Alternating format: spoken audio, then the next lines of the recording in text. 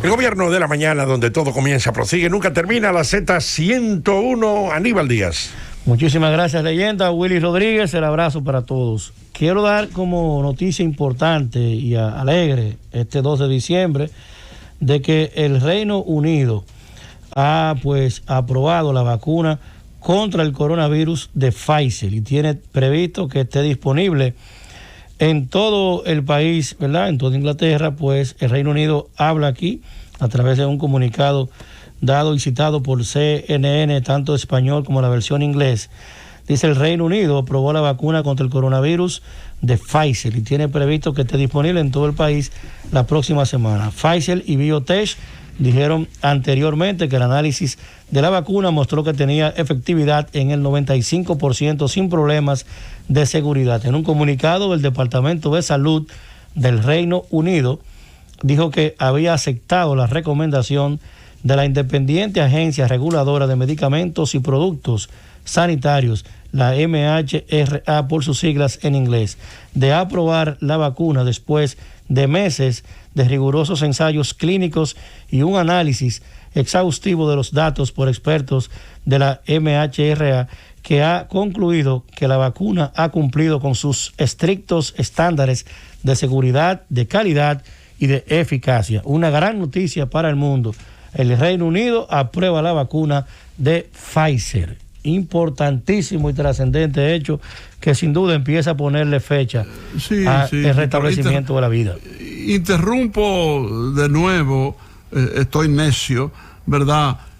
Porque ese ha sido mi tema todo el tiempo, ¿verdad? Porque es lo único que nos puede sacar de este tollo que nos ha metido el virus. O sea, la vacuna inmunizante o inmunizadora, previsor, etcétera.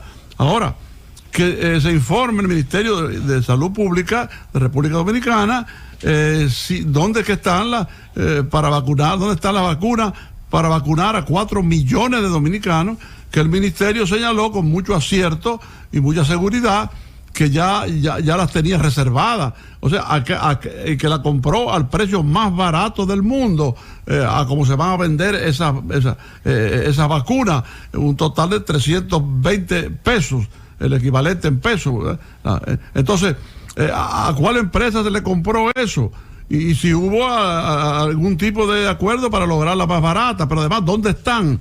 Y si las vacunas de esa empresa tienen la misma garantía, ¿verdad? ¿Qué se va a hacer? Eso en cuanto a nosotros. Ahora, en cuanto a lo otro, sería bueno que llamara a un especialista, ¿verdad?, en la materia, ¿verdad?, un epidemiólogo, un qué sé yo qué, un médico, llamara a Aníbal, porque te he escuchado dar esa exclusiva del Reino Unido, pero entonces escuché que dijiste que ellos dicen que tiene una protección de un 95%. ¿Qué quiere decir eso? O sea, que un médico explique si en el otro 5% están los que pueden ponerse la vacuna, no quedar inmunizados y joderse. La vacuna que ha contratado el Estado Dominicano, don Álvaro, 10 millones de vacunas, es la de AstraZeneca y la Universidad de Oxford. El Estado Dominicano contrató 10,000 dosis de esa vacuna, que recuerde que esta semana, o creo que a finales de la semana pasada, dimos el dato aquí de que la vacuna había presentado algunos inconvenientes. Se informó que su efectividad comprobada era de un 70% en la aplicación de una primera dosis y de un 90% luego de que se aplicara una segunda dosis. Pero luego vinieron unos informes de que algo no andaba bien y se estaba sometiendo a nuevos estudios. Esa es la realidad hasta ahora de la vacuna que el Estado Dominicano contrató, la de AstraZeneca Oxford. Sí, pero eso deja en el aire, no lo tuyo bien explícito, ¿no? Porque yo recuerdo que el ministro habló de vacunar a 4 millones de dominicanos, ¿verdad? Entonces deben darse los detalles de dónde están esas vacunas, a cuál empresa se les compró, etcétera. Pero además queda pendiente eso, Aníbal. O sea, ya lo aprobó el Reino Unido, pero que el 95% está comprobada su eficacia, que no hay efectos colaterales, pero y aquellas personas que pertenecen al 5% para completar el 100%, ¿qué les pasará? ¿Podrían morirse? Como bien usted señala, don Álvaro, es importante ampliar el conocimiento en cuanto a la efectividad y cuál es el riesgo que tiene entonces ese 5%. Evidentemente son datos y criterios técnicos científicos que tiene que darlo un especialista. Así que vamos a hacerlo la conexión, Willy, leyenda, para que podamos tener la participación de un buen epidemiólogo que nos ayude en ese sentido. Muy correcto, don Álvaro. Conocer el detalle del 5% y los detalles que se tienen que ver y que se desprende. Pues bien, dada esa primicia, continuamos con nuestro comentario. El proceso que inició con los allanamientos, la detención y la presentación ahora de solicitud de medida de coerción para el grupo de personas que fueron pues allanadas y detenidas, en los que figura pues el señor Juan Alexis Medina, Magalis Medina Sánchez, Francisco Pagán, y también pues Lorenzo Hidalgo Núñez, exministro de Salud Pública, el excontralor Rafael Antonio Hermosén y otros 4 personas que completan el expediente. Fue dado pues a conocer el documento de solicitud de medida de coerción. Consta de 267 páginas. 267 páginas en las que se detalla y se describe el proceso mediante el cual se estructuró una pues importante corporación empresarial que participó en importantes procesos de compra, contrataciones, licitaciones, algunas inclusive de urgencias en un buen grueso, en diferentes instituciones. Se explica sucintamente, paso por paso, en un documento de 267 páginas, con los pagos, las órdenes, los libramientos, los cheques, las empresas, en cuál empresa participaba en las diferentes instituciones. Se puede verificar, por ejemplo, en el caso de compañías que son citadas en el expediente como Don Medical Supply, Full America Dominicana, General Medical Solution, General Supply Corporation, dadas en función del monto que manejaron y de las instituciones. Por ejemplo, en el Ministerio de Salud Pública, Hospital Central de las Fuerzas Armadas, Instituto Nacional del Tabaco, la OISOE, Ministerio de Hacienda, FONPER. Para esas instituciones se operó sobre la base conforme al documento de solicitud de medida de coerción que presenta la Procuraduría General de la República.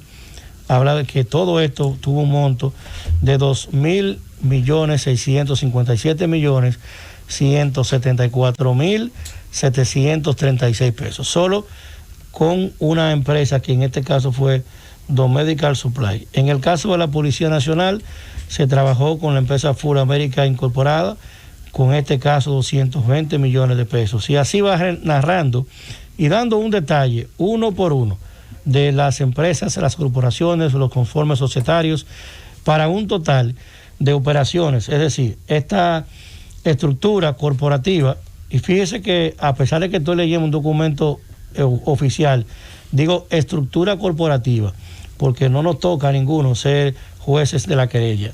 Hay que decirlo con la objetividad y con el cuidado al debido proceso. Aníbal, lo más bonito de todo esto del Ministerio Público Independiente es el sesgo que deja en ese documento. Decir que por el hecho de que a través de una fundación se haya hecho un aporte de 11 millones de pesos en la campaña, y decir que las campañas electorales del PLD, fueron financiadas a través de ese entramado de corrupción que apunta o que denuncia el Ministerio Público, no es más que una falacia, pero que al mismo tiempo demuestra el sesgo político, pero sobre todo también demuestra la independencia, que yo le coloco 2 comillas, del Ministerio Público. Bueno, yo creo que continuando con lo que aquí se establece, Cada uno no. Hiciste como Melquiades. No, yo tengo una idea de cuál debe ser. ¿Tú recuerdas cuál fue el de un Melquiades? Yo tengo una idea de cuál debe ser mi comentario y no voy a salir de ahí. Vamos a correr hacia la derecha, hacia la izquierda. Yo no quiero entrar en juicio de valor sobre un documento que está ahí, que será motivo de debate, de estudio de los abogados de cada uno de esos imputados. Y al final, en mi caso particular. Pero ni siquiera corren por lo menos el cuidado de decir que a través de la fundación o a través de fulano. Bueno, pero es que se por hicieron ejemplo, aportes, sino se financió la campaña. Estoy diciendo lo que dice el documento. Estoy señalando una parte de un documento de 267 páginas. Sí, eso lo En mi caso particular, yo lo leí completo, me trasnoché en esto. No, pero yo lo leí también. Y la realidad es que aquí hay situaciones que tienen que ir a un proceso riguroso de debate, de estudio de los abogados. Mi naturaleza, la mía, la de Aníbal Díaz, es no irme a lo personal con nada, ni con los temas, ni con la gente. Y por eso estoy leyendo esto de la manera más estrictamente técnica posible, porque bajo ningún concepto me interesa hacer leña de árbol caído, ni mucho menos de gente que está pasando situaciones muy difíciles. Porque la realidad es que aquí hay temas muy técnicos, con un hilo muy claro, desde la contratación, desde la adjudicación, desde el pago, desde el proceso para el pago, desde el libramiento y en algunos casos desde los cheques. Aquí hay toda una operación descrita desde el origen hasta el final. Hay una parte en la que habla de una fundación Tornado, que era un movimiento que todos conocíamos, el movimiento Tornado, porque era un movimiento muy vistoso que había en la campaña electoral, y que habla cómo ese movimiento Tornado también era una fundación, y de una fundación se convirtió en un movimiento. Ya decir que ese movimiento fue el que financió la campaña del PLD, eso es sentido común. Un movimiento no puede cubrir la campaña electoral de ningún partido político solo. Ahora, de que hizo aportes ese movimiento a la campaña política del PLD, eso lo hizo. Lo que pasa es que si yo entro en ese debate, pareciera que me interesa, y a mí no me interesa debatir. No, pero yo no lo digo por ti, a lo que me refiero, por eso hago la puntualización y hago lo del Ministerio Público Independiente, porque en una solicitud de medida de coerción, generalizar y decir que a través de ese entramado fue que se financiaron las campañas electorales del expresidente Danilo Medina y del candidato Gonzalo Castillo, te deja el sesgo político, que ese es la arista que yo estoy viendo. Te deja el sesgo político de un ministerio público que ha dicho que es independiente. Entonces yo creo que lo es. Porque yo te voy a decir algo. Lo es. Pero perdón. Lo es. Que el señor Camacho, que Jenny Berenice y que la magistrada custodien, lleven y cuiden su proceso, porque el proceso es más importante inclusive que lo particular, porque aquí se está hoy construyendo un nuevo paradigma sobre este tema, porque la vida es cíclica y hoy el que está arriba está abajo y el que no está entra y el que entra sale. Por eso los procesos hay que cuidarlos. Ahora bien, independientemente de un juicio de valor sobre un aspecto de la instrumentación de ese documento importante y vetusto que hay ahí, independientemente de eso, lo que sí hay que verificar en ese proceso de juicio, y yo no soy juez de la querella, pero ahí está identificada 4.700 millones de pesos en operaciones estructuradas desde la convocatoria de urgencia, desde la adjudicación, desde la contratación, desde el pago a través, en algunos casos, de libramientos, en algunos casos de cheques, en estructura financiera, probado por la composición societaria y probado cada uno de ellos, la operación como tal, la operación. Ya de ahí en adelante, un proceso oral, público y contradictorio tendrá que definir la suerte de ese proceso. Sin embargo, este es un expediente sumamente complejo,